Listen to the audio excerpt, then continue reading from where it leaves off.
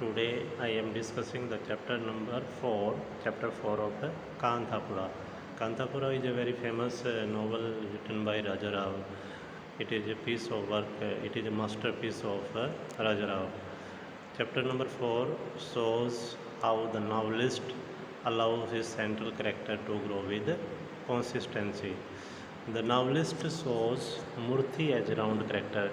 If you have some idea, there are two types of character: flat characters and round characters. Flat characters and round character. So, in Kanthapura, Murthy is a round character.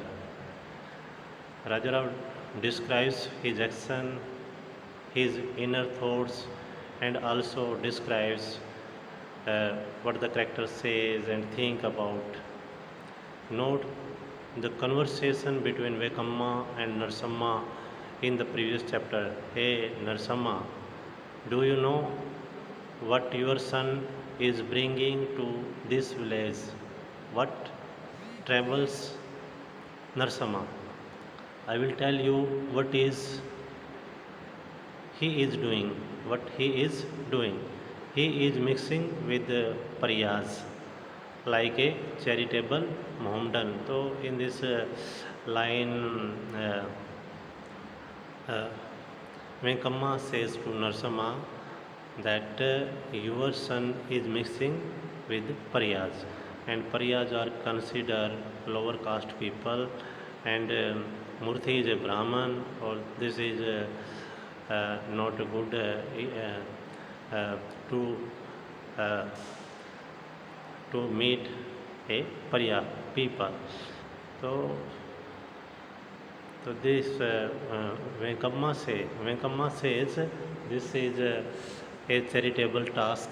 He is like a Mohammedan meets Pariya's people, and Swami has sent word through Bhatt to say the whole of Kanthapura will be excommunicated. Do you hear that? So this is the word of Venkamma. She is talking to Narsamma. You know Narsamma is the mother of Murthy. So this chapter also records the first tragic event of the narrative. The distraught mother Narsamma fears for her son's life. Narsamma is a good mother. She has some fear about Murthy. So she can't cope with the threat of excommunication issued by Swami, and she runs toward the field in a hysterical state of mind. The next morning she is found dead, but refuses to officiate, officiate Narsamma's obsequial ceremonies. Obsequial means funeral. They burn her where her dead body is found. So in this chapter we have some idea about Narsamma's death. She is worried about her son Murthy, and she died to think about the concept of excommunicate, and she is buried at the same place where she is died. Murthy leaves his house and starts living in Rangamma's house. The action rises in tone and intensity, and so in this chapter you see Murthy leaves the house and he starts living with Rangamma's house.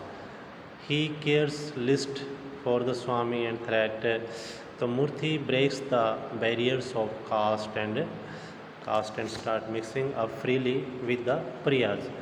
And this chapter also shows that Murthy is a follower of Mahatma Gandhi. He does not believe in caste system, and he breaks the barriers of a caste and starts mixing with Pariyas people. Pariyas. He teaches them alphabets, grammar, arithmetics. So he teaches them alphabet, grammar, and arithmetic. Hindi supplies them cotton to spin and yarn to weave. So this is shown in this chapter number 4. Here it becomes evident that the structural pattern of the novel is built on the principle of antithesis. Antithesis means vilom.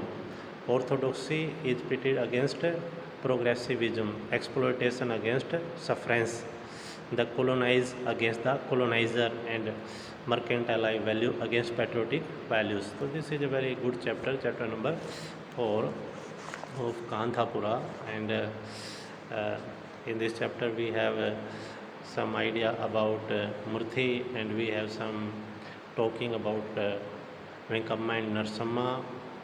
Narsamma died to think about about uh, excommunicate, excommunication issued by the Swami.